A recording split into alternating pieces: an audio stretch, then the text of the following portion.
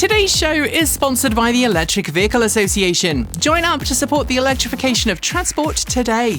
And by Energy Sage. Plan your energy independence and insulate yourself from rising energy costs. And by you. Stick around to find out how you can help us remain 100% independent. Welcome to a special edition of TN Transport Evolved News. Happy holidays.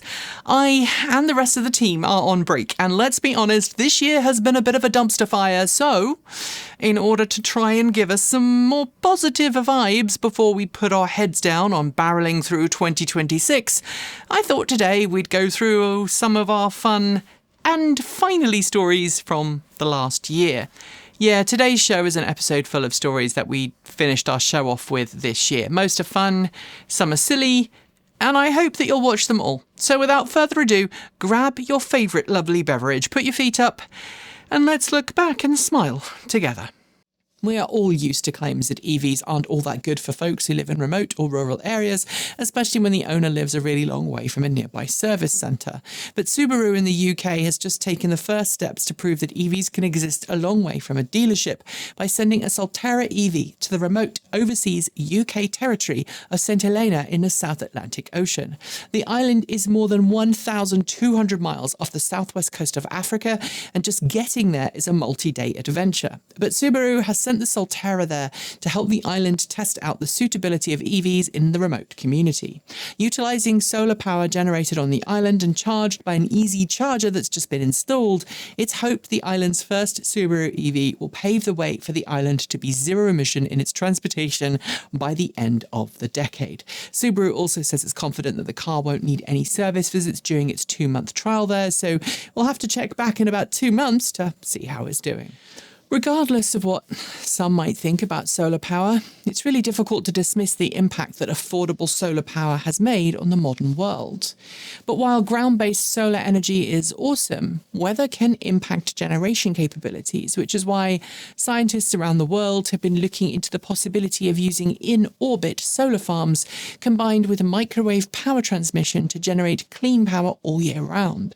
A few years ago, scientists at Caltech demonstrated measurable microwave power transmission from a solar array in space for the very first time, and this week we learned that China is readying its own space program to launch what it says will be a similar capacity generator to its Three Gorges Dam in central China. While this is early days, China's goal appears to install a solar array fitted with microwave power transmitters in a geostationary orbit some 36,000 kilometres above the Earth. The goal is certainly massive, but there's not a lot of data about how far along the project is.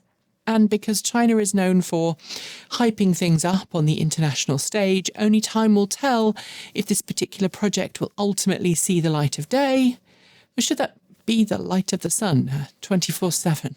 There's been quite a bit of FUD, that's fear, uncertainty and doubt, being spread online these days about electric vehicles, and in the age of the new US president, that's getting worse, not better.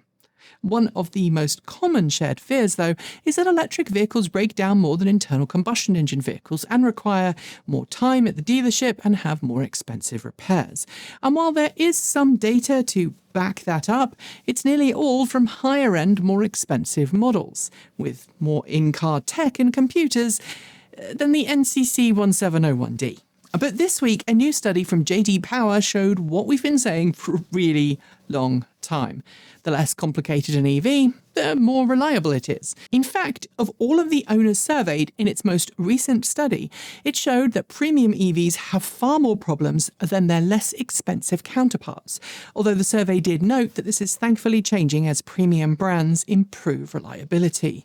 But given that we've been driving less complex EVs for a really long time, I've got to respond to this with a, well, duh.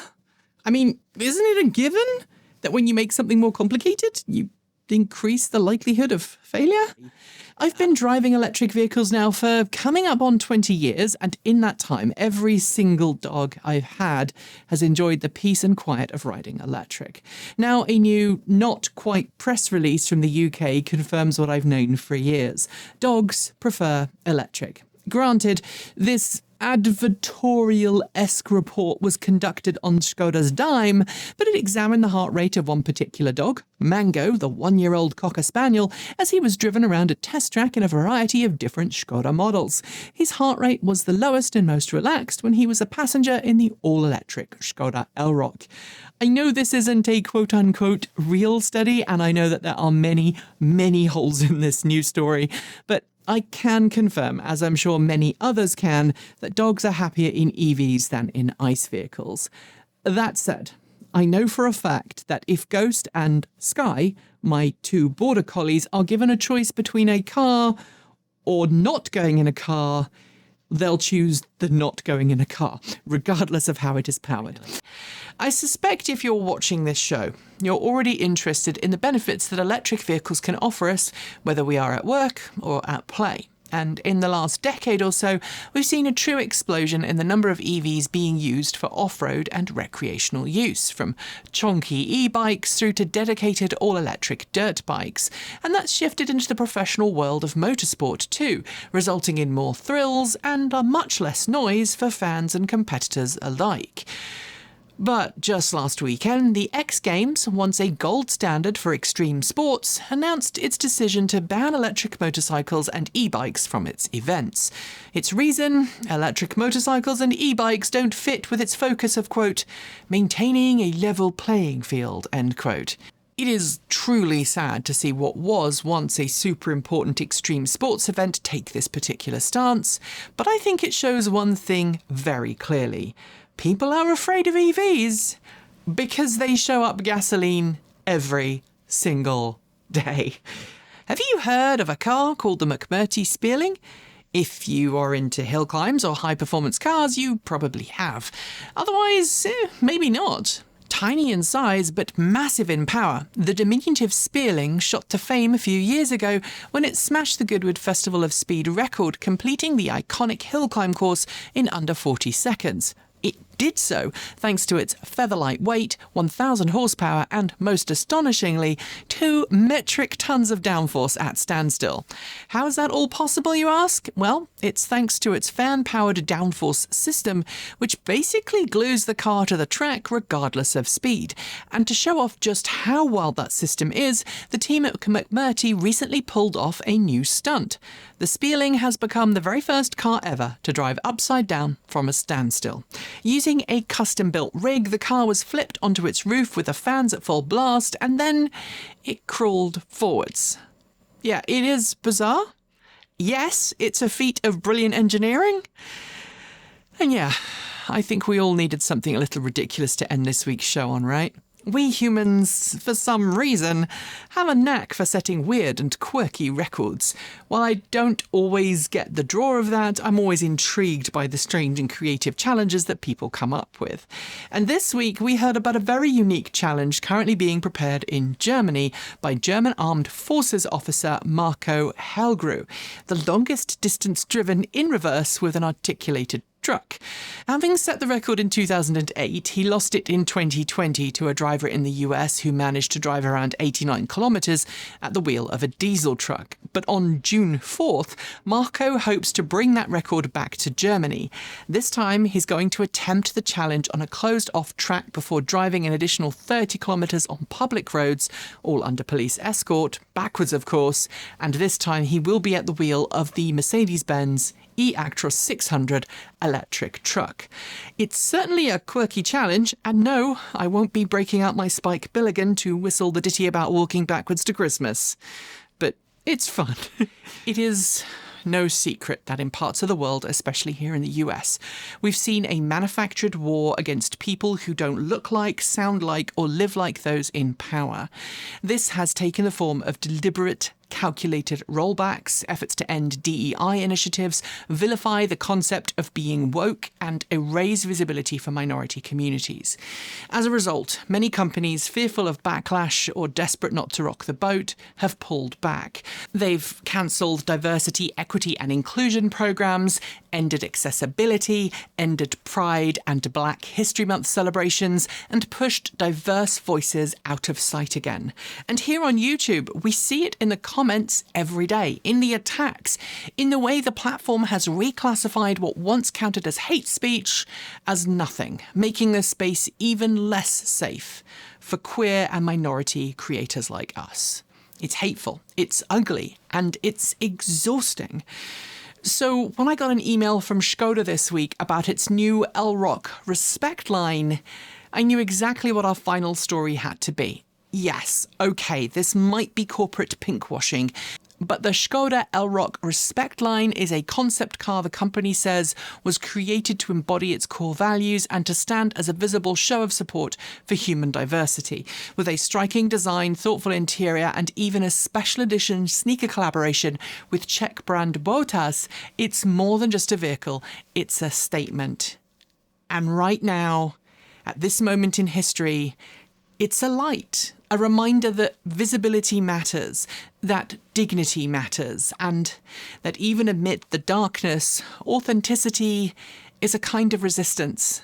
There aren't any recall reminders or shorts today, but we do have our usual ad spots from our good friends at Energy Sage. Energy Sage connects you with local, verified solar installers across the US and now heat pump specialists in select markets who really know their stuff and can help guide you through the process of installing solar panels or getting a heat pump installed. Not a homeowner? No worries. Energy Sage can still help you green your electricity by joining a community solar program.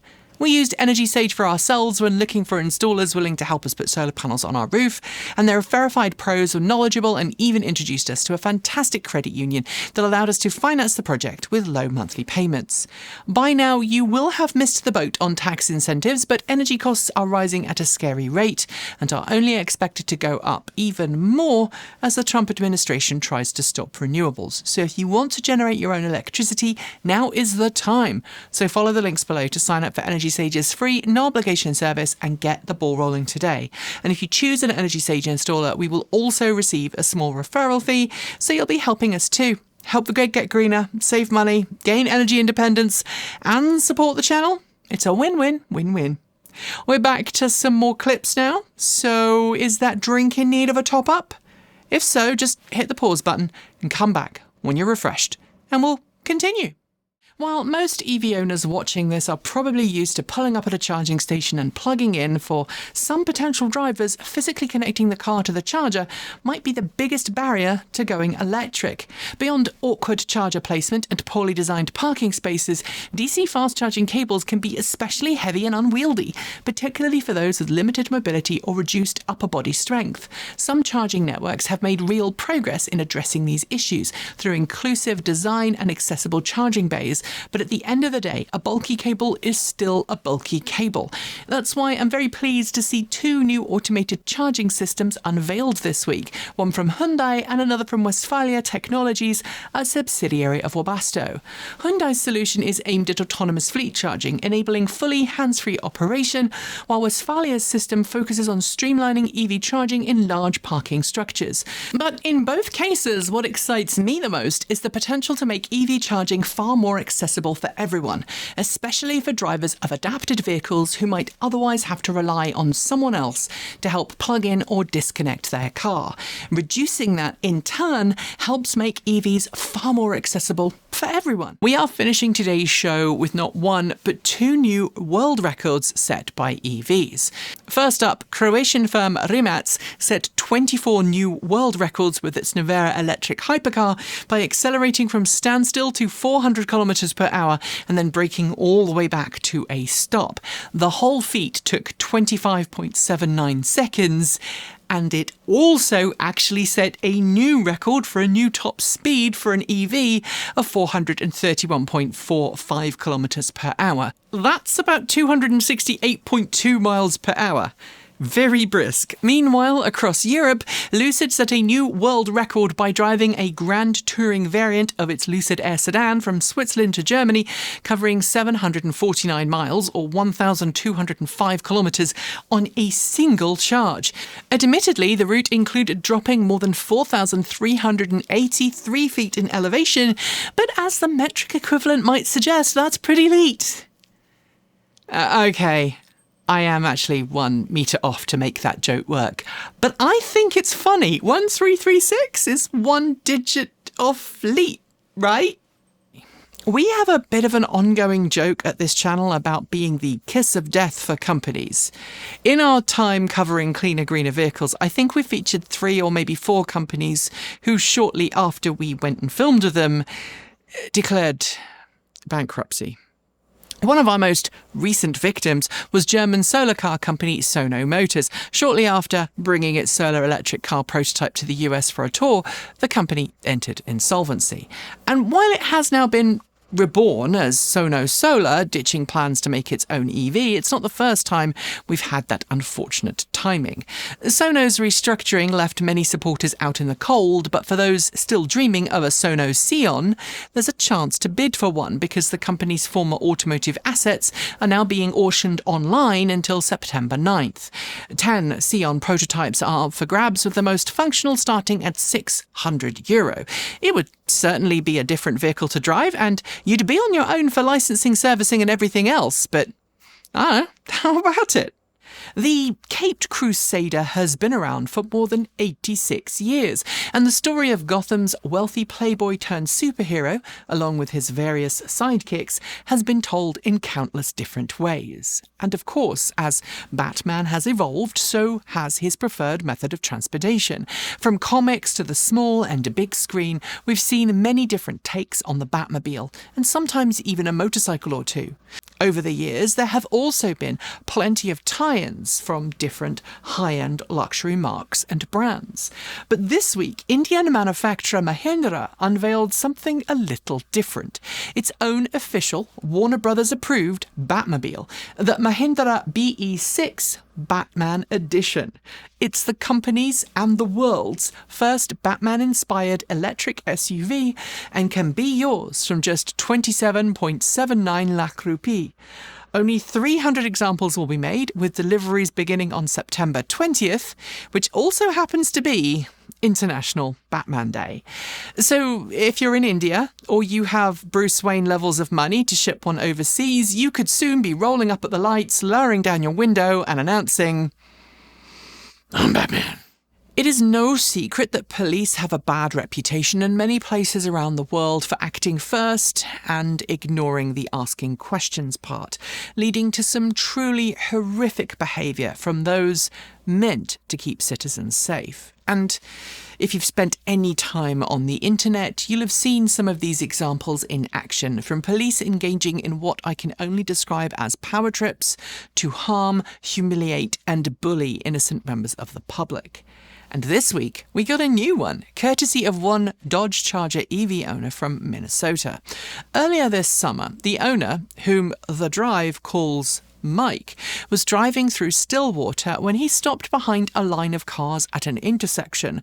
When the light turned green, one of the cars in front of him took off at a brisk pace, making a lot of noise in the process. But it was he who was stopped by the police and ticketed for having a loud muffler and exhaust, endangering safety and causing a public nuisance, and not having a front license plate.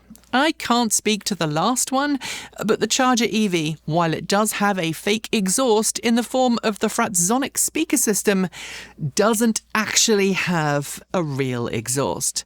The cop refused to listen. I guess this is going to be a fun one to follow up with when it reaches court.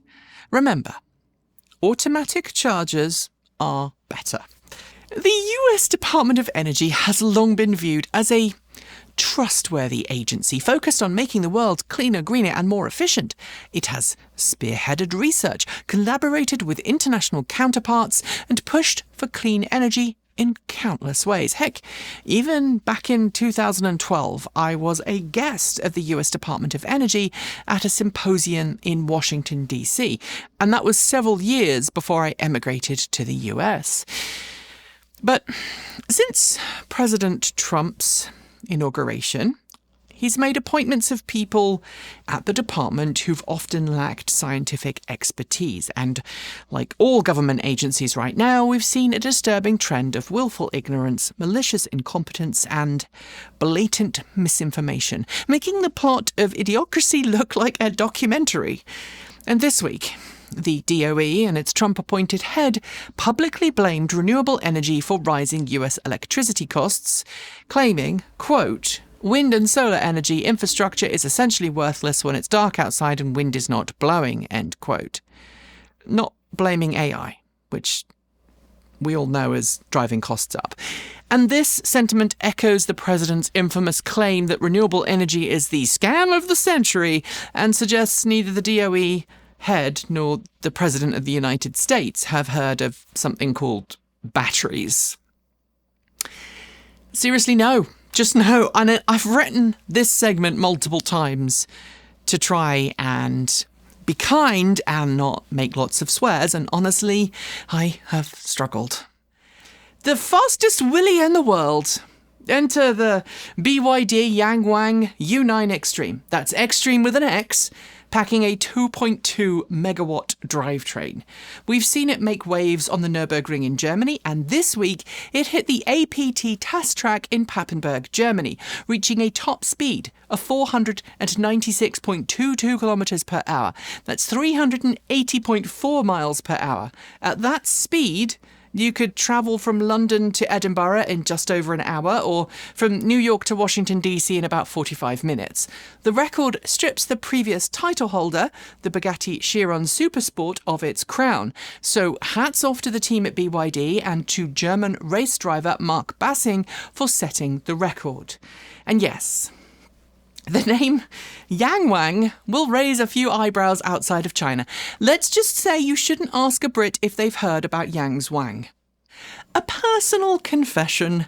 As many of you know, I grew up on a dairy farm and I have a dirty little secret. I like the smell of diesel farm machinery. Gasoline? Yeah, I could go happily without ever smelling it again. But apparently not everyone feels the same. Apparently, some people miss the smell of petrol when they switch to electric. At least that's the premise behind a clever new marketing campaign by Finnish firm Astara Auto, which imports Kia EVs to the country. They teamed up with perfumier Max Petula to create an air freshener that smells like petrol. No, it's not April 1st. I checked. And personally, I can't imagine anyone actually liking it. I mean, that smell just gives me a headache. Old diesel oil and hydraulic fluid, though? Now that I don't mind. But then I also regularly visit my local small-sized dairy farm to spend time with the cows. Most hardened EV fans know the EV1, General Motors' first production EV, a sleek two-seater leased to select customers at the turn of the century. Nearly all EV1s, along with contemporaries like the RAV4 EV, Ford Ranger EV and Honda EV Plus, were crushed and documented in the Who Killed the Electric Car film. A few survivors were crippled and sent to museums, except one fully functioning EV1 at the Smithsonian and one that never returned to GM, now part of Francis Ford Coppola's collection, and there are also a few unverified stories of further mysterious EV1s. Many RAV4 EVs, Ford Ranger EVs and Chevy S10 EVs survived, though, thanks to leasing differences and the fact that the RAV4 EV was sold for a really short time, which is how both Kate Walton-Elliott and I owned and drove RAV4 EVs for a while, about 5-10 years ago. This week, though, an EV enthusiast named Billy purchased an EV1 at auction for $118,000, officially becoming the first person to legally own one. Originally leased in Colorado via Arizona, it was decommissioned, donated to a Georgia university, then abandoned in a towing lot. Billy plans to restore VIN 212 in time for the EV1's 30th birthday, and perhaps, at least I would hope, give its former driver a chance to get behind the wheel again. Our final two stories and finale are next, but first a word from you. For over 15 years, 10 in the US, I and the TE team have been bringing you news on cleaner, greener, safer, smarter and more equitable transportation and energy. We're not backed by corporations and we don't have huge production budgets. Our tiny team, 3 full-time and 1 part-time member, work hard every single week to bring you well-researched, honest content. Since our inception, we have avoided taking advertorial money, and instead we focus on content, not revenue. And when we started, YouTube ad revenue helped pay our bills. But as YouTube has shadow banned content creators from minority communities and AI fluff has taken ad dollars, we are now wholly reliant on your support through Patreon, Ko-fi and our merch store. But as we drag ourselves over the finishing line of 2025 and ready ourselves for another year, and the anti-trans, anti-renewable, anti-EV rhetoric from the US government continues to threaten our ability to survive on this platform, our future is uncertain. Now, we do keep ourselves operating on a tight budget, and this year, there's a video coming on it soon, we have survived. But in order for us to grow and cover increasing bills from everything from travel to healthcare costs, we need to ask all of you to help us with a big lift. We need to increase our income by about 20% in the next few months, or we're going to find it increasingly difficult to survive. So if you like our content, please share it with others, engage with us on social media, and if you're able, and I do mean only if you're able, consider supporting us from the equivalent of 2 fancy coffees a year. Our Patreon tiers are due to increase a little in January, so you have a little time left to lock in the old rate before that happens. And if you do support us, thank you so very much. You are the reason we're still here. And now it's time for those last 2 finales.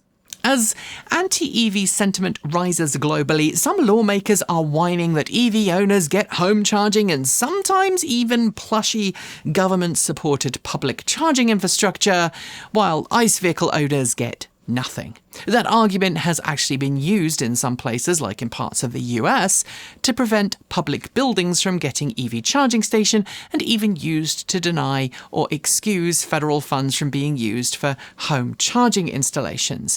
But Norwegian charging specialist Zaptec decided to push this absurdity to the extreme, filming a satirical ad for the Gaztec home petrol pump.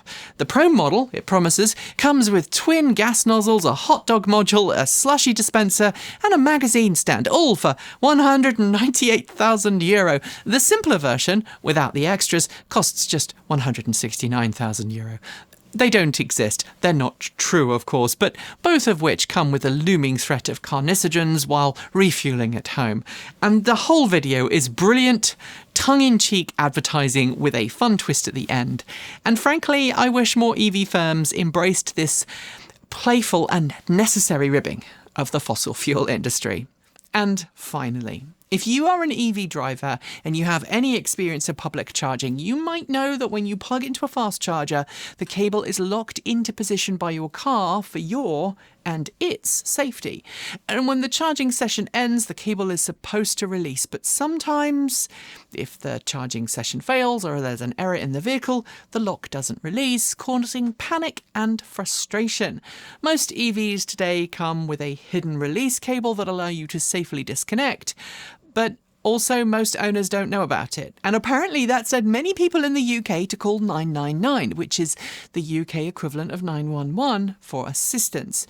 This week, it got so bad, the London Metropolitan Police got so fed up with calls from EV owners asking for assistance that it had to issue a public statement reminding people that having your car stuck on a charging station is and never should be an emergency services call.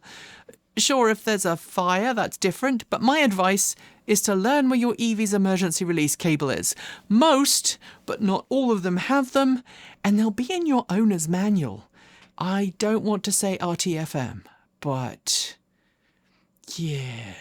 And on that note, we are done for today and for 2025. But first, a huge thank you to the Electric Vehicle Association for sponsoring the show. The EVA has been advocating for EVs since 1967 and remains firmly committed to a cleaner, greener future for everyone. Join the EVA today to find out how to become an EV educator, meet like-minded fans, and get help to make your own transition to electric. Help that includes a low-interest loan programme to help finance your next step. Find out more at myeva.org. And thanks to Energy Sage. Follow the link below to plan your own energy-independent future as soon as you can. and thanks to you. If you can, please consider supporting us from just $1.50 a month on Patreon. And remember that support can also include sharing our content, joining our Discord chat room, promoting us on social media, or using our affiliate links, all in the down below. Oh, and for those looking to make one-off donations, don't forget we also have a PO box and a Ko-fi, both of which are great ways to make one-off payments and support the channel. We publish every Tuesday, Thursday and Saturday on this channel, and every Sunday we drop 2 videos on Transport Evolved Take 2. I want to thank you again for watching and supporting this channel this year, and remind you that while we're not doing anything breaking news over the next week or so, we do have some more specials lined up. This week we'll be doing a video detailing how TE has done this year, a kind of we're fine, honest, my frank reaction to Ford's cancellation of the F-150 Lightning, and a special orange episode of TEN. Yeah, I know, I'm sorry, not sorry, but I think as the US is preparing midterm elections for next year, we need a not-so-quiet reminder of all of the terrible things that have happened to EVs and renewables this year at the hands of the orange one and his pet billionaire. You are free to watch and pay attention, or not. And of course, Take 2 is going to do its usual video drops throughout the holidays, and I've pre-recorded all of them. And in closing, some important words. You are valid, you are loved, you belong, and you have a purpose. This year has been horrific. More marginalisation, more hate, and more othering of people in our lives and communities. More bans, more threatened deportations, and more threats to make people less than human. And while the person in charge doesn't necessarily represent a nation or even the majority of people in it, it can be hard to want to carry on carrying on. I know I felt that very strongly this year. But in order to change history, we all need resistance and intentionality. So engage in tactical frivolity. Don't surrender to fear, hate, or misinformation. And that is as true here in Portland, Oregon, where we're based, as it is anywhere that power and greed seek to crush the will of ordinary people. Don't buy into division or cruelty or hype. Empathy is a skill we must practice daily to preserve our shared humanity. Just like humour, it is an act of incredible radical resistance. But also remember that everyone needs time out. So unplug, get outside, dive into a good book, go gardening, skiing, or whatever. Make sure that you recharge. Care for yourself and your loved ones today so that you can return ready to fight for decency, community and justice and a better world. Let your light shine in or outside of an inflatable frog costume. Wherever you are, whoever you love, you're not alone. Be an ally, be kind, be that positive change you want to see in the world. Don't let hate or ignorance win. Happy holidays, and as always, keep evolving.